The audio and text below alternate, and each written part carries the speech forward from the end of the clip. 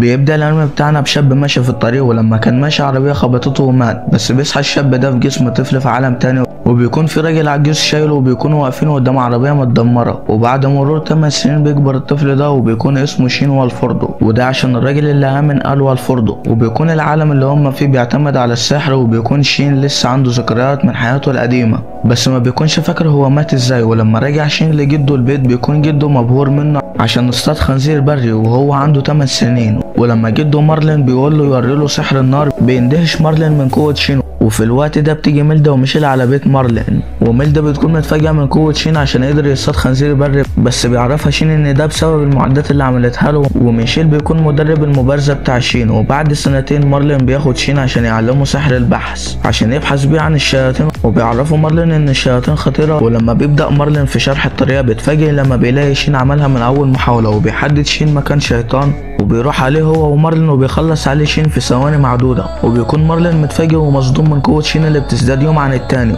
ولما بيرجع مارلين بيتكلم مع ميلدا وميشيل عن سرعة تطور سحر شين، وانه في المستقبل هتكون قوته كبيرة جدا. وبيكون مارلين معتبر شين حفيده وميلدا كمان. وبعد مدة بيقرر مارلين ان هو يعرف شين اللي حصل، وان هو مش جده، وان هو لقاه عند عربية متدمرة واهله كانوا مقتولين بطريقة بشعة. فبيقول له شين بعدها ماشي يا جدي. فبيكون مارلين متفاجئ ان هو متقبل الموضوع عادي. فبيقول له شين ان هو ما كانش متعلق بابوه وامه، عشان كده انا مش زعلان، وكمان انت كنت معايا وميلدا وميشيل كمان، وعشان كده عمري ما حسيت ان انا وحيد، فشكرا لك عشان انت اهتميت بيا. فبيتأثر مارلين وبيعيط من السعادة. ولما بيتم شين 15 سنة بيجتمع كل اصدقاء مارلين وميلدا عشان يحتفلوا بشين، وبيسألوا داسيوم انت قررت تعمل ايه في حياتك. بس شين لسه ما حددش حاجة، وبنعرف ان داسيوم هو ملك مملكة ارسل هايدو، بس شين لسه ما يعرفش. وبعدها بياخدهم مارلين على المكان اللي شين بيتدرب فيه، وبيوصلهم شين عن طريق بوابة انتقال، وبيكونوا مصدومين عشان محدش لسه استخدمها في العالم بتاعهم. وبيجمعهم مارلين وبيقول لشين يوريهم التعويذة. فشين بدأ في تنفيذ التعويذة، وبيكون الكل مندهش من النار الزرقاء اللي أول مرة يشوفوها. فشين بيضرب التعويذة وبيحصل انفجار كبير، وبيكونوا كلهم مندهشين من قوة شين. فميلدا بتمسك مارلين وبتهزقه وبتقول له ايه اللي انت بتعلمه للواد ده. وبنعرف ان ميلدا بتكون مرات مارلين. وبعد ما بيرجعوا على البيت بيتكلم داسيوم مع مارلين وبيقول له الممالك لو عرفت بقوة سحره الدنيا هتقوم ومش هتقعد. وشين بيكون مش فاهم حاجة. فبيقول لهم الملك داسيوم ان شين لازم يروح على مدرسة سحر في مملكته عشان يعرف قد ايه هو قوي ومميز. فبيسألوا شين مملكتك ازاي، فبيعرفوا ان هو الملك الثالث لمملكة ارسل هايدو. فبيصدم شين من اللي هو بيسمعه. فبيسألوا عن الباقيين، فبيعرف ان كلهم في مناصب عالية، حتى ميشيل كان قائد فرسانه. وبيكون شين مصدوم من كل اللي هو عارفه. بس شين بيسأل داسيوم وبيقول له انت عرفت جدي ازاي. فبيقول له ان اول مرة ظهر فيها شيطان بشري كنت انا في الحرب، والشيطان كان قوي وما كانش في حاجة قادرة عليه، لدرجة انه دمر الجيش في ثواني. ولما كان جاي عشان يخلص عليها بيجي مارلين وميلدا وبيلحقوني، ومن وقتها واحنا اصدقاء، وشكل مارلين وميلدا معروفين في المملكة. وبعدها بيركبوا العربية وبيكونوا رايحين على المملكة. ولما بيوصلوا هناك والناس بتعرف ان هما وصلوا الكل بيروح عليهم. وبعدها بيوصلوا على بيتهم في العاصمة وبيكون كبير جدا، وشين بيكون مصدوم من مساحة البيت الكبيرة. وبعدها بيحط حاجته وبيروح العاصمة عشان يتمشى فيها شوية. ولما كان معدي بيشوف شوية رجالة كده بيعكسوا بنتين في الشارع. فشين بيروح لهم وبيحط عليهم وبيضربهم، والبنات بيشكروه على اللي هو عمله. وكان في بنت جميلة جدا ومن جمالها شين بقى واقف متنح لها. وبعدها خدهم وراحوا يقعدوا على كافيه عشان يتكلموا شوية ويتعرفوا على بعض. وبنعرف ان البنت الاولى اسمها ماريا والتانية اسمها سيزيليان، بس هنقول لها سيليا وخلاص. وبيعرف شين من كلامهم ان هم هيروحوا نفس مدرسة السحر اللي هو هيروحها. وبيكونوا متفاجئين لما بيعرفوا ان شين هيروح معاهم نفس المدرسة. وبتكون ماريا بتحب مارلين وميلدا، وبتقول ان حفيد مارلين وميلدا هيدخل نفس مدرسة السحر، وبتقول ان هو اكيد هيكون قوي زيهم. فشين بعدها بيسلم عليهم وبيمشي. وسيليا بيكون باين عليها ان هي بقت بتحب شين. وبيجي يوم التقديم في المدرسة السحرية، وبيكون في قانون بيمنع اي حد ملكي او نبيل يستخدم سلطته ونفوذه داخل المدرسة، يعني هم كلهم زي بعض. وبيكون شين بيدور على اسمه، لكن بيجي واحد من العائلات النبيلة وبيقول لشين يمشي من هنا. ولما بيحط ايده على كتف شين بيروح شين موقعه على الارض. فبيقوم الواد ده من على الارض وبيقول لشين انت مش عارف انا ابن مين، انت مش هتنجب اللي انت عملته ده. فبيجي واحد وبيقول له المدرسة هنا كل اللي فيها زي بعض، واستعمالك لسلطة ونفوذ عيلتك هنا مخالفة يعاقب عليها القانون، ويلا روح من هنا. فبيحط الواد وشه في الارض وبيمشي. وبنعرف ان ده اوج ارسل هايدو ابن الملك ديسيوم. وبيروح على شين وبيتكلموا مع بعض، وبيكون اخ سعيد عشان شين بيكلمه كصديق مش كامير. وماريا وسيليا بيكونوا واقفين متفاجئين ازاي شين بيكلم الامير عادي كده. وبعدها بتبدا الاختبارات اللي هتقيمهم. في الاول بيمتحنوا امتحانات ورقي، وبعدها بيقيسوا قوتهم السحريه، وبيكون شين متحمس عشان عايز يشوف قوه الطلاب اللي في نفس سنه. وبعد ما بيشوف سحرهم بيتصدم عشان سحرهم ضعيف خالص، وبيكونوا فخورين بسحرهم. وبعدها بيجي دور شين، بتقول له المدرسه ان هو يدمر الهدف اللي قدامه، فبيقلل شين طاقته السحريه خالص وبيضرب على الهدف وبيدمر المكان كله. بتتفاجئ المدرسه والطلاب من قوه شين، وبيطلع شين الاول. بعد انتهاء الامتحان بيطلبوا منه اداء خطاب قدام الطلاب عشان هو الاول، وبتنجح سيليا وماريا في الامتحان. وسيليا بتكون مندهشه من شين عشان هو قوته الجسديه كبيره بالاضافه لقوته السحريه العاليه. وبنشوف بعدها الولد اللي ضربه شين وبيكون متضايق جدا عشان شين طلع الاول، وكان بيقول ان شين غش في الامتحان. وبنشوف بعدها شين واللي ميلدا بعتت له هدوم وعليها كتابه سحريه، ومن الصعب انها تتشال، ولكن شين بيقدر يشيلها وبيعدل عليها وبيخلي الزي بتاعه اقوى. ولما بتعرف ميلدا اللي حصل بتصدم وبتقول له ما تعرفش حد باللي انت عملته والا هتحصل كارثه. وتاني يوم بيروحوا مع شين المدرسه عشان الحفل بتاع بدايه الدراسه، وبيجهز شين عشان يقول الخطاب. ولما المدرسه بتنادي عليه بتقول شين والفردو، فبتتصدم ماريا وسيليا لما بيعرفوا ان شين هو حفيد مارلين وميلدا. وبيقول شين الخطاب بتاعه، وبعدها بينزل شين وبيتقسم الطلاب مجموعات، وكل مجموعه بتروح على فصلها وكل حاجه تمام. ولكن بتروح له ماريا وسيليا وبتقول له ماريا ان في واحد بيطارد سيليا في كل مكان وفرض نفسه عليها. فشين بيتضايق من الكلام اللي سمعه. وبعدها بيسمع واحد بيزعق لسيليا وبيقول لها مش قلتلك ما تتكلميش مع راجل غيري. وبيكون هو نفس الواد اللي ضربه شين في اول يوم. ولما كان رايح يمسك سيليا بيبعده شين عنها، فالواد بيزعق له وبيقول له انت مالك بيا انا وخطيبتي. فبيسالها شين وبيقول لها الواد ده كلامه صح. فبتقول له لا ده هو تقدم لي وانا رفضته وهو عايزني اوافق عليه غصب عني. فبيقول لها شين انت خلاص في حمايتي دلوقتي. فبيتكلم الواد بطريقه خبيثه وبيقول لها ابوكي شغال عند ابويا في الشركه وممكن اخليه يرفضه. وفي الوقت ده بنسمع صوت اغو وبيقول له دي تاني مره تستخدم فيها سلطتك في المدرسه، وكمان بتهددها ان ابوك يرفض ابوها. الموضوع زاد عن حد وانت لازم تتحاسب. فالواد بيخاف وبيمشي. فبيروح اغو عند شين كده وبيطمنهم. فبعدها بياخدهم شين على بيته عشان يطلب من ميلدا ان هو يحمي سيليا ويعمل لها زي بتاعه. وماريا بتكون فرحانه عشان هتروح بيت مارلين وميلدا. وبيروح اغو معاهم وبياخد الاتنين المساعدين اللي معاه. ولما بيوصلوا هناك بيعرفهم شين على بعض، وبعدها بيعرفهم شين على كل اللي حصل. فميلدا بتبص لسيليا كده وبتقول لها انت اللي شين عايز يعدل على الزي بتاعك، انت شكله مش بيهزر في موضوع حمايتك ده، بس لو عايزاه يعدلك على الزي بتاعك جاوبي على سؤالي، هو انت تستاهل الزي ده؟ فبتزعل سيليا من كلامها وبتعيط وبتقول لها لا انا مستاهلش اي حاجه، انا استغليت شين عشان يحميني وانا مش هقبل ان انا اخد الزي ده. وبعدها بتقوم عشان تمشي بس ميلدا نادت عليها وقالت لها لو انت كنت وافقتي من البدايه كان زماننا رميتك من الشباك، بس انت باين عليك ان انت طيبه وكويسه. وشين قال لها انا ما حسيتش انك خدعتيني، ده انا كنت سعيد عشان انت اللي لجأتي لي. وبتتاسف لها ميلدا وبتحضنها كمان. وساعتها بتعيط سيليا وبعدها بتاخدها ميلدا عشان تلبسها الزي. وبيكون مارلين قاعد وحاسس ان هو ملوش اي لازمه في القعده دي خالص، وان ميلدا عملت كل حاجه وهو ما عملش حاجه. وبعدها لما بيكون شين بيكتب على الزي بيندهش الكل من اللي بيشوفوه، وبيقول الملك ان الموضوع ده لازم يبقى سر ومحدش يعرفه والا ممكن يحصل مشاكل لشين. وبعدها بيكتب شين على زي اغو واصحابه وسيليا، وقبل ما بيمشوا بيوريهم شين سحر بوابه الانتقال، وانه اي مكان راحوا قبل كده وشافوا ممكن يوديه لهناك في لحظه. وبيكونوا كلهم مندهشين من سحر شين. وتاني يوم بيروح شين عشان يوصل سيليا المدرسه، والعلاقه بينهم بقت علاقه حب متبادل. وشين كان مفعل طول الطريق سحر البحث عشان لو في شياطين في المكان او اي حاجه. وبيوصلوا على المدرسه وبياخدهم المدرس لفه في المدرسه وبيعرفهم الاقسام اللي في المدرسه واللي ممكن يختاروها. فبيقترح اغو على شين انه يعمل قسم خاص بيه عشان هو قوي مش هيستفاد اي حاجه من الاقسام التانيه. فاصحابهم بتعجبهم الفكره وكلهم بيقرروا ينضموا للقسم بتاع شين. وشين كان رافض الفكره في الاول، بس لما سيليا قالت له ان هي هتنضم للقسم بتاعه بيوافق بعدها وبيسموا القسم بتاعهم بمجموعه السحر المطلقه. ننتقل بعدها للملك واللي بيقول ان في شياطين كتيره ظهرت وعددهم ازدادت بشكل ملحوظ، وده ممكن يهدد استقرار العالم. والشياطين دول كان اساسهم بشر بيتحولوا شياطين لاسباب مجهوله. ننتقل بعدها للواد اللي شين كان ضربه في المدرسه، وبنشوف ابوه اللي بيعاقبه عشان سلوكه في المدرسه. فبيزعق الواد لابوه وبيقول له كل ده بسبب الحقير شين، انا مش هرحمه خالص. وابوه بيتصدم من كلامه وبيجي ضربه وموقعه على الارض وبيخلي الخدم يشيلوه. ولما بيعرف شين ان الواد اتعاقب خلاص بيرتاح عشان سيليا هتكون في امان. وبعدها بيسألهم شين عن الواد ده هو كان على طول كده، فبيقولوا له لا هو كان كويس لحد ما حضر مع الاستاذ ستروم وسلوكه بعدها اتغير.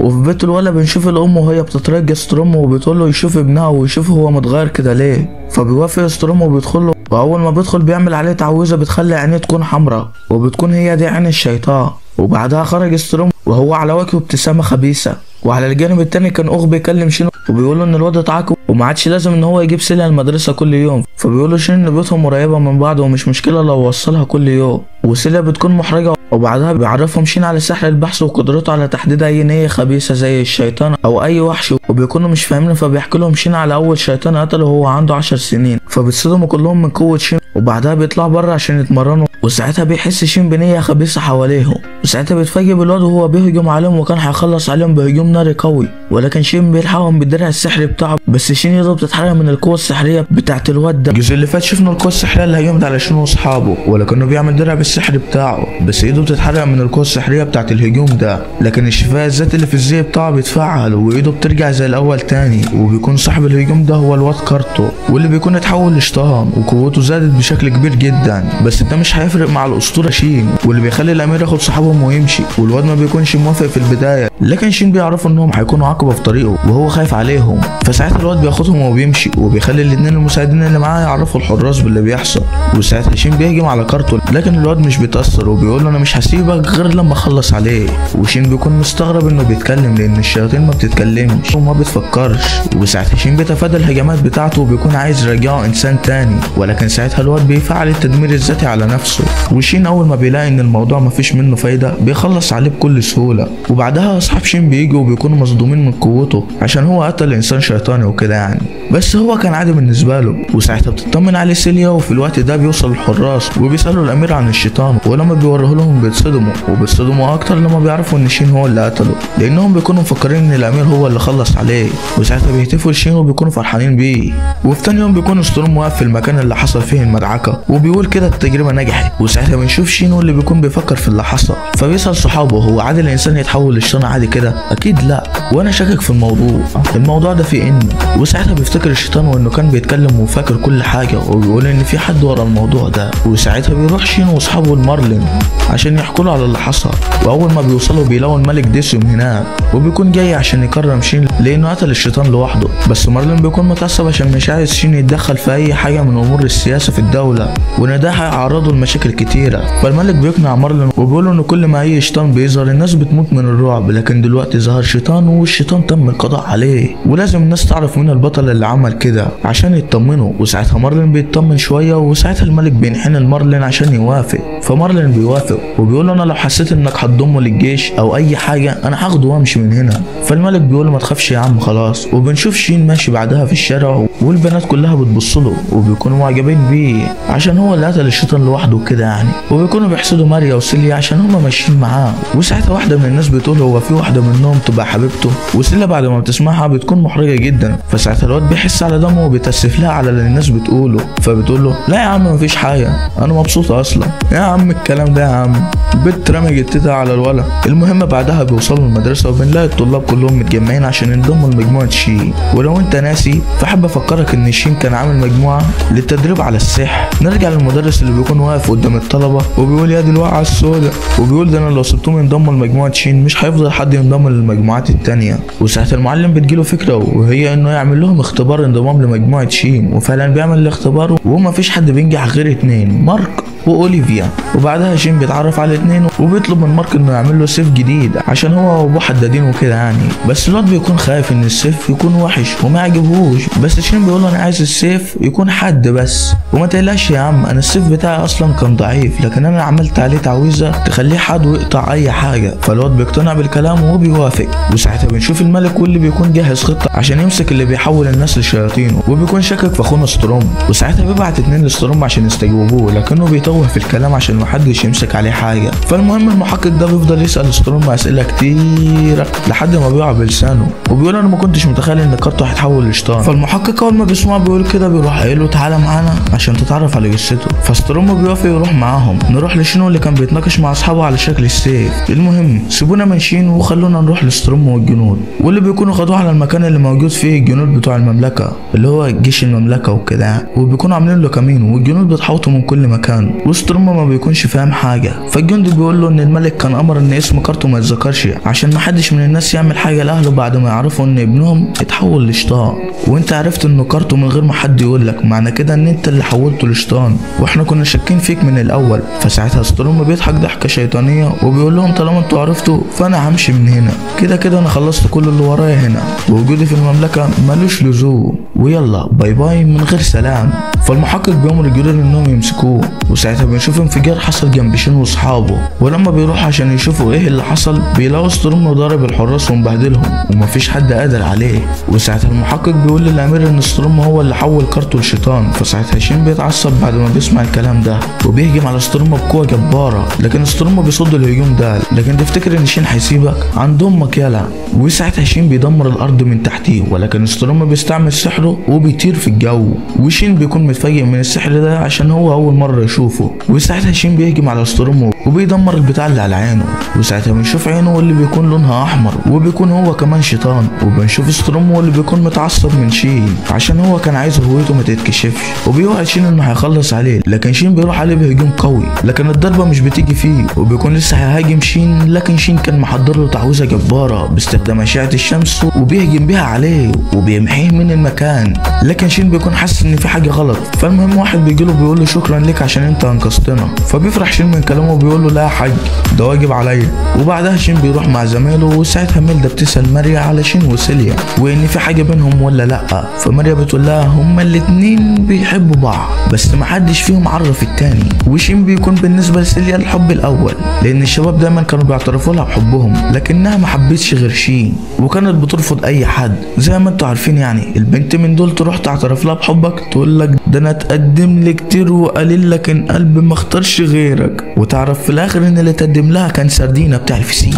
طب علينا يا رب، انا حاسس ان انا هتضرب بعد الفيديو ده. المهم نرجع تاني لشين واصحابه واللي بيكونوا رايحين يجيبوا السيف الجديد، وفي حاجه انا مش فاهمها، هو ليه لما شين بيروح في اي حته اصحابه كلهم بيروحوا معاه؟ روح على بيتك ياض منك ليه؟ وبيلاقوا هناك ماركو واوليفيا واللي واضح انهم بيحبوا بعض. المهم لما بيدخلوا لابو ماركو وبيعرف ان الامير وقاتل الشيطان اللي هو شين يعني هما اللي عايزينه بينصدم وبينحن لهم، ولما بيعرفوا انهم عايزين سيف لشين قاتل الشيطان بينصدم صدمه كبيره، وساعتها بياخد مواصفات السيف والراجل بيكون مبسوط عشان هو اللي هيعمل سيف البطل. نروح بقى خارج المملكه دي، وفي مملكه تانية بنلاقي واحد بيكلم الملك بيقول له ايه رايك نهجم على مملكه ارسلهايدو اللي هي المملكه اللي شين فيها عشان هما دلوقتي في حاله ضعف بسبب هجوم الشيطان عليهم. فالملك بيوافق. نرجع تاني لشين واللي بيكون خلص كل حاجه عند الحداد، وقبل ما بيروحوا بيجيب هديه لسيليا، والهديه بتكون خاتم، والبنت بتكون في قمه السعاده وقمه الاحراج برضه، واخدين بالكم؟ نروح بقى لشين واللي بيكون هيتم تتويجه بميداليه عشان هو اللي قتل الشيطان وكده يعني، مع ان المفروض ان انا اللي اخد الميداليه دي عشان انا جبت ال1000 مشترك ومحدش قال لي مبروك. يلا كله ينزل تحت في الكومنتات ويكتب لي مبروك على ال1000 مشترك يا دراجو.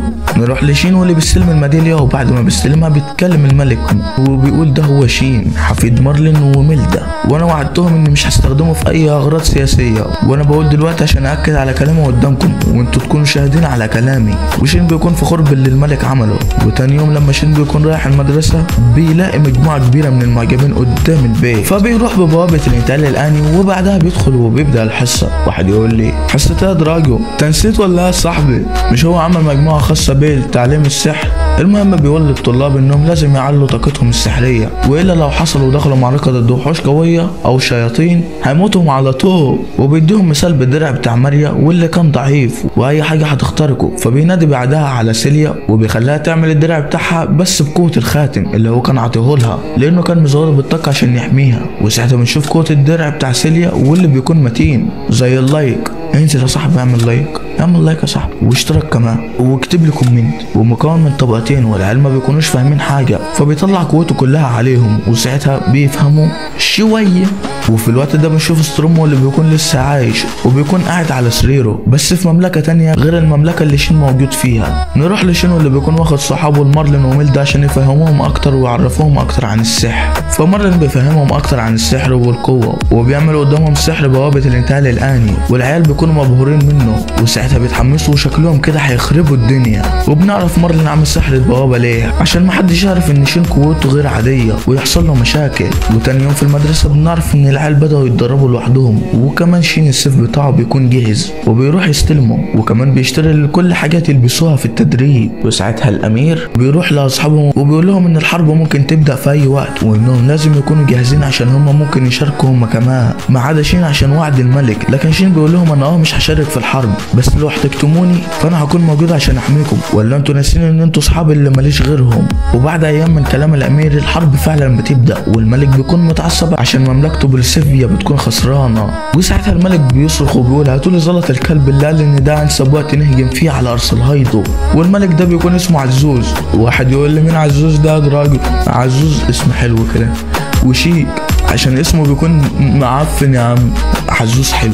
نرجع تاني للملك، واللي بيكون واحد من الجنود داخل عليه وبيقول له الحق يا سيدي الناس، الشياطين بتهجم على المملكه وعلى سكانها. فالملك بيامر الجنود بالانسحاب من المعركه ضد ارسلهايدو عشان يروحوا يحموا المملكه واهلها من الشياطين. نروح لجنود ارسلهايدو واللي كانوا فايزين في المعركه، بس لما الجندي بيقول لقائد الجنود ان مقدمه الجيش هجم عليها مجموعه من الوحوش الشيطانيه بيامرهم بالانسحاب عشان يرجعوا المملكه تاني. نرجع تاني لبوليسيفيا واللي بيكون تم السيطره عليها بواسطه الوحوش الشيطانيه، وبيكون ستروم ماشي وسط المدينه وجنبه واحده ودي المساعده بتاعته، واللي بيكون حولها لشطانه. وبنعرف ان كل اللي بيحصل ده كان من تخطيط ستروم. اول حاجه قال زلط يدي الملك عزوز معلومات غلط بخصوص ارسلهايدو عشان الجيش يكون كله بره المملكه ويعرف يسيطر على المملكه، ولما بقى الجيش يرجعوا من المعركه مصابين يعرف يخلص عليهم. وفعلا كل ده بيحصل، ولما الملك بيرجع المملكه بيلاقيها عباره عن خراب. ولما بيروح القصر بتاعه بيلاقي ستروم مستنيه هناك، وساعتها ستروم بيثبت الملك في مكانه وبيخلص عليه. وبكده رسميا المملكه بقت تحت سيطره ستروم. وساعتها بنشوف قائد جنود ارسلهايدو واللي كان رايح يشوف الوضع في بوليسيفيا وبيلاقي المملكه عباره عن خراب.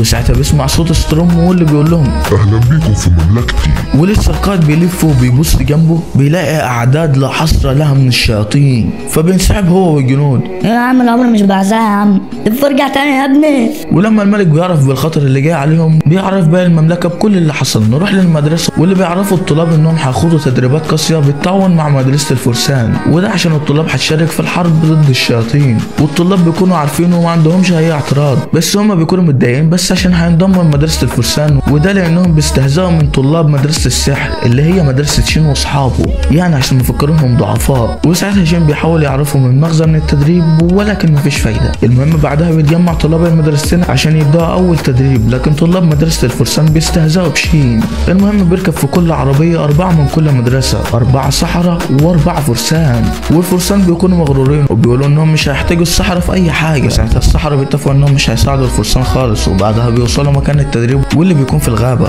والامير وشين بيعرفوا المشرفين ان السحره مش هيساعدوا الفرسان في اي حاجه، وعرفوهم على اللي حصل وهم جايين، والمشرفين بيوافقوا. وفعلا مع اول وحش شيطاني بيظهر الفرسان بيتحط عليهم، ولما بيكون الوحش راح يخلص عليهم بيتدخل شين وبيخلص عليه. وساعتها العيال بيعرفوا فرق القوه بينهم وبين شين، وبعدها سيليا راحت لهم عشان تعالجهم. وساعتها بنشوف شين واللي كان مولع من الغيره عشان العيال بقت بتعامل سيليا بلطف. وبعدها بنلاقي 2 رايحين للمشرف وبيعرفوا ان في مجموعه كبيره من الوحوش جايين عليهم، وبيقولوا له ياخد الطلاب ويهرب من هنا في اسرع وقت. فساعتها شين قال لهم سيبوا لي الوحوش دي وانا هخلص عليهم. العيال بيكونوا هيموتوا من الرعب، لكن على راي المثل شين لديكم لا خوف عليكم. بيضرب تعويذه زلزلت المكان من قوتها وقدر يخلص على كل الوحوش. وساعتها الفرسان بيعرفوا فرق القوه الجبار اللي بينهم وبين شين. بنشوف البنت دي رايحه تعتذر لشين عشان قللت من قوته، ومن بعدها والطلاب كلهم في تعاون تام، السحرة والفرسان. وفي نهاية اليوم بنشوف شين كده وبيكون باين عليه علامات الاستياء والحزن. بيقول لهم انا حاسس ان انا بعد ما علمتكم السحر بالطريقة دي وزودت من قوتكم حاسس ان ده ممكن يسبب لكم مشاكل. فالامير بيكمل الكلام وبيقول انتوا هتكونوا محط انظار لممالك كتير بسبب قوتكم دي واللي هتغير شكل حياتكم. لكنهم بيقولوا شين عيب عليك يا عم، ده احنا فرحانين اخر حاجة عشان انت كده امنت مستقبلنا وحياتنا هتكون اخر جمال، ما تقلقش انت بس. وساعتها شين بيفرح من كلام امه وبعدها بياخدهم على مكان التدريب. وبنشوف ساعتها قوة العيال دي واللي بتكون زادت بشكل كبير جدا. وساعتها الامير بيقول لشين احنا مش عايزين حد يعرف حاجة عن العيال دي. فشين بيقول له المكان هنا امان، انا كنت بتدرب هنا وانا صغير، يعني تحط في بطنك بطيخة صيفي ولو ما لقيتش بطيخة صيفي هات بطيخ شتوي. وبعدها الامير بيجمعهم كلهم وبيقول لهم انا هعرفكم حاجة ودي من اسرار المملكة، بس انتوا دلوقتي ما بقيتوش عاديين، انتوا دلوقتي ابطال. وساعتها الامير بيعرفهم كل حاجة حاجة حصلت في مملكة بوليسيفيا، والعيال بيكونوا واقفين زعلانين، وبيعرفهم كمان ان بعد اي هجوم اعداد الشياطين عندهم بتزيد، ومن المحتمل اننا نخش ضدهم في معركة. وساعتها شين بيقول في باله ان نهايتك هتكون على ايدي يا ستروم. وساعتها شين بيقرر يعمل لهم مخيم عشان التدريب، والعيال كلهم بيكونوا فرحانين بالفكرة، وكمان بيقرروا انهم يخيموا في بيت سيليا عشان اهلها عندهم ينابيع، يعني بعد كل تدريب هيدلعوا نفسهم. المهم شين بيروح لمارلين وميلدا وبيعرفهم موضوع المخيم ده، فبيقولوا له احنا موافقين بس بشرط يا حبيبي اننا هنروح معاكم كمشرفين يعني. وفعلا تاني يوم بيركبوا الحمطور على بيت عيلة سيليا، واثناء ما كانوا ماشيين في الطريق بيقابلوا مجموعة من الوحوش فبيخلصوا عليهم بكل سهولة. المهم بيوصلوا على بيت عيلة سيليا واهلها بيرحبوا بيها وبكل اللي معاها، وبعدها بيروحوا كلهم على الينابيع عشان يروقوا على نفسهم وبيقعدوا يتكلموا مع بعض شوية. وتاني يوم بيبدأ مارلين في تدريبهم، وميلدا بتعلمهم كمان ازاي يصنعوا الادوات السحرية، وشين بيكون واقف كده وفرحان بعيلته واصحابه، فبيقول طالما الكل بيطور من نفسه لازم انا كمان اطور من نفسي. فالعيال بيخافوا وبيبعدوا عنه وبيعملوا دروع عشان تحميهم، وساعتها بيبدأ في انشاء التعويذة واللي بتكون جبارة وقوية جدا، وبيضرب التعويذة واللي بتفجر المكان وبتدمر لها كام جبل في طريقها. لكن ميلدا بتيجي وبتظرفه واحدة كده على دماغه عشان تدمر الجبال. لكن العيال بيكونوا فرحانين في نهاية التدريب، لكن الامير بيروح لشين عشان يطلب منه انه يوديه على القصر عشان يعرف معلومات اكتر عن الشياطين ويعرف ايه اللي بيحصل في المملكة وباقي الممالك. وفعلا شين بيوديه القصر، واول ما بيوصلوا بيلاقوا خطيبة الامير واللي اسمها أليس، وبتعرف عن نفسها لشين. وبعدها أليس بتقول للامير انت قاعد هناك وسايبني هنا لوحدي، وبتكون عايزة تروح معاه. وساعتها بتيجي اخت الامير وبتكون عايزة هي كمان تروح مع الامير على المخيم، والامير بيكون مش موافق في الاول بس الملك بيخليهم يروحوا معاه عشان يغيروا جو وكده يعني. وبعدها شين بياخدهم على المدينة بسحر الانتقال، وبعدها بيتمشوا في المدينة شوية، واثناء وهم ماشيين أليس بتقف وبتكون متضايقة من الامير عشان هو مش بيتكلم في القصر غير على شين. شين راح شين جه، شين جه شين راح. فبيقول لها الامير لا، كل اللي في الموضوع ان انا بكون مطمن وانا مع شين وبحس بالامان، وكمان عشان بحس ان هو اخويا. فالبنت بتتضايق اكتر وبتقول له وانا ماليش لازمه يعني. فالواد بيقول لها انت بالنسبه لي الحنان والامان والصدر الحنين. فالبنت بتجيب ورا والكلام بيعجبها، اصل ما بيجيش غير بالكلام الحنين كده والحاجات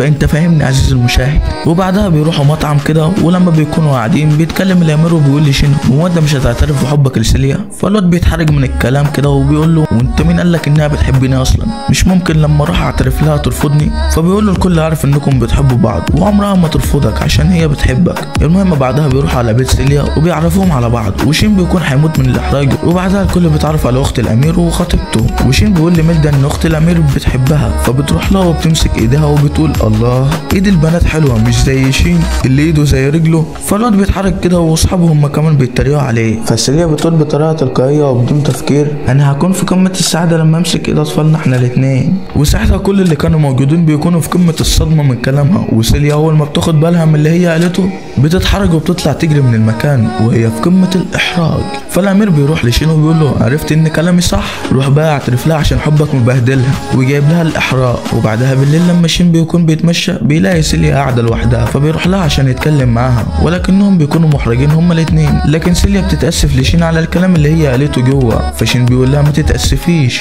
انا اصلا كنت فرحان.